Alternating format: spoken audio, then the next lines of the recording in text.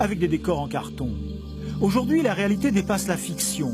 Ici, vous voyagez à l'intérieur d'une artère, d'une véritable jambe. Maintenant, vous vous glissez parmi les vaisseaux sanguins du cerveau d'une jeune femme. Des images en 3 dimensions, devenues possibles grâce aux immenses progrès réalisés par les scanners rapides et les ordinateurs. Sans même avoir à se déshabiller, la patiente ne passe que quelques secondes dans la machine.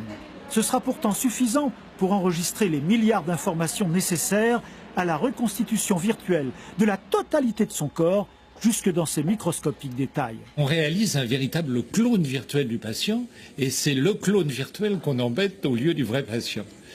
Et ça a l'air de rien, mais on fait 1000 examens en un, et vous avez compris que grâce à ça, on allait avoir la prévention du futur, ce qui finalement va coûter beaucoup moins cher à la société et va apporter beaucoup plus à nos patients. Et l'avantage, c'est qu'on va pouvoir visualiser les pathologies avec une précision beaucoup plus grande, permettre aux médecins et aux chirurgiens de choisir leur technique et aux patients de visualiser leurs maux. C'est-à-dire qu'on va voir de plus en plus tôt des lésions de plus en plus petites et de façon de moins en moins agressive. Témoin, cette visite de l'intestin qui permet de repérer les plus petits polypes. Tout d'un coup, encore un là. On passe à travers l'eau, comme on passera à travers le miroir. Regarde. Cette visite a pu être enregistrée en même temps, c'est-à-dire par le même scanner que les données nécessaires à l'exploration du cœur. Cette fois, il s'agit d'un homme de 50 ans. En blanc apparaissent des plaques calcifiées. Pénétrons dans cette petite artère coronaire de 2 mm de diamètre seulement.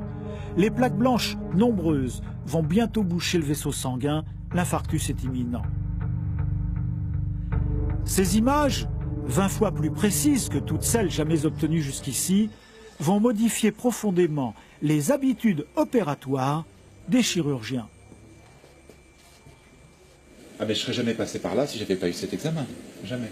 Quand on reçoit ces clichés avant l'intervention, on peut répéter notre intervention autant de fois qu'on le veut, en remettant et remettant encore les images, en fermant les yeux et en faisant comme un skieur avant une descente de compétition de ski, envisager les bosses, les virages et tous les petits pièges qui pourraient nous freiner chirurgicalement. Et donc c'est une sécurité absolue pour le chirurgien et pour le malade. Des images numériques qui permettent même de voir battre un vrai cœur humain. À 84 ans, il a quitté la scène mais pas les studios.